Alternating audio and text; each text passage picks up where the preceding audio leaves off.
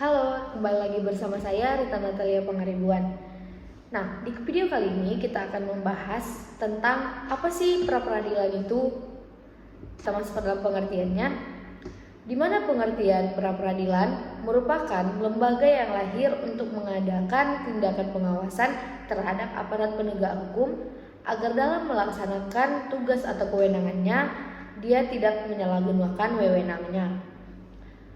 Nah, oleh sebab itu, dalam pelaksanaannya diatur di dalam Kitab Undang-Undang Hukum Acara Pidana. Terbentuknya lembaga pra-peradilan ini menurut pedoman pelaksanaan KUHP mengingat demi kepentingan pemeriksaan perkara diperlukan adanya pengurangan-pengurangan dari hak-hak asasi tersangka. Namun, bagaimana hendaknya selalu berdasar ketentuan yang diatur dalam undang-undang, maka untuk kepentingan pengawasan terhadap perlindungan hak-hak asasi tersangka ataupun terdakwa diadakan suatu lembaga pra-peradilan.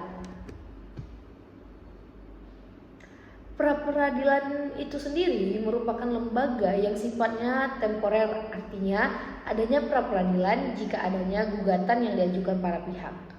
Banyaknya permohonan pemeriksaan perkara melalui pra-peradilan karena untuk mewujudkan keadilan sebelum perkara dilanjutkan ke pengadilan negeri. Dalam pasal 82 ayat 1 huruf D KUHP menyatakan dalam hal suatu perkara sudah mulai diperiksa oleh pengadilan negeri sedangkan pemeriksaan mengenai permintaan kepada pra-peradilan belum selesai, maka permintaan tersebut gugur. Tidak semuanya putusan pra-peradilan dapat dimenangkan oleh tersangka atau pihak yang mengajukan dalam proses sidang pemeriksaan pra-peradilan. Prosedur pra-peradilan yang pertama, diperiksa oleh hakim tunggal. Yang kedua, penetapan hari sidang 3 hari setelah penerimaan permintaan. Yang ketiga, hakim harus mendengarkan para pihak. Yang keempat, pemeriksaan paling lambat 7 hari. Yang kelima, permintaan gugur apabila pemeriksaan pokok perkara sudah dimulai. Yang keenam, adanya upaya hukum kecuali putusan akhir untuk putusan tidak sahnya penghentian penyidikan ataupun penuntutan. Upaya hukum terhadap putusan pra-peradilan ada 4. Yang pertama, putusan pra-peradilan tidak dapat dimintakan banding kecuali terhadap putusan yang menyatakan tidak sahnya penghentian penyidikan dan penuntutan. Adapun hal ini terdapat dalam pasal 83 ayat 2 KUHP.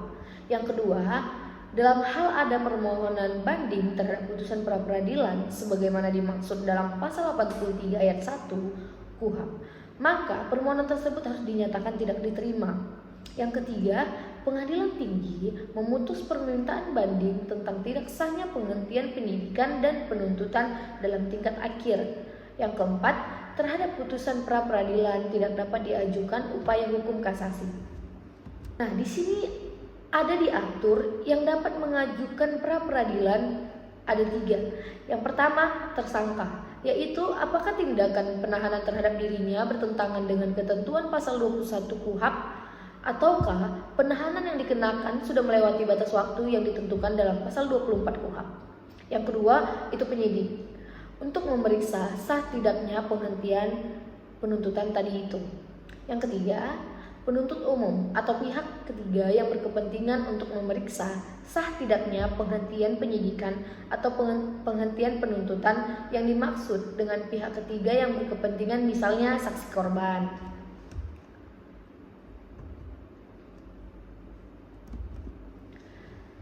Adapun isi dari putusan pra-peradilan yaitu yang pertama upaya paksa tidak sah. Yang kedua, penghentian penyidikan atau penuntutan tidak sah. Yang ketiga, penghentian penyidikan atau penuntutan yang sah. Yang keempat, benda yang disita tidak termasuk alat pembuktian. Selanjutnya, ciri dan eksistensi pra-peradilan. Yang pertama, pra-peradilan berada dan merupakan satu kesatuan yang melekat pada pengadilan negeri. Dan sebagai lembaga pengadilan, pra-peradilan hanya dapat dijumpai pada tingkat pengadilan negeri sebagai satuan tugas yang tidak terpisah dari pengadilan negeri.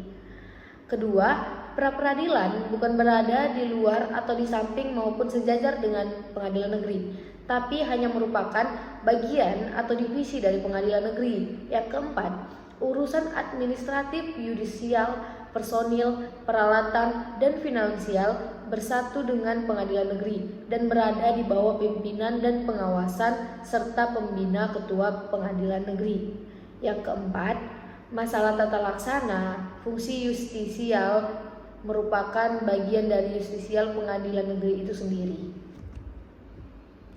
Adapun kesimpulan dari materi hari ini tentang pra-peradilan yaitu pra-peradilan merupakan mekanisme hukum yang bertujuan untuk melindungi hak asasi dalam proses peradilan pidana dengan memastikan tindakan aparat penegak hukum berjalan sesuai asas dan legalitas keadilan. Dalam pelaksanaannya, pra-peradilan memiliki kewenangan utama untuk menguji keabsahan penangkapan, penahanan, penghentian, penyidikan, dan penuntutan, serta perluasan kewenangan terkait sah tidaknya penetapan tersangka. Sebagai instrumen kontrol dalam sistem hukum, pra-peradilan berperan menjaga keseimbangan antara kekuasaan penegak hukum dan individu.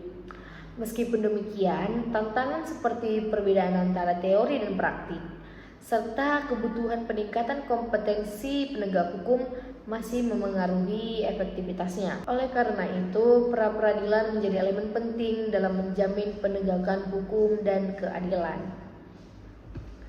Mungkin sekian dari pembahasan materi kita kali ini. Jika ada kesalahan kata atau ada yang kurang, mungkin teman-teman bisa tambahin. Sekian dan terima kasih. Dadah.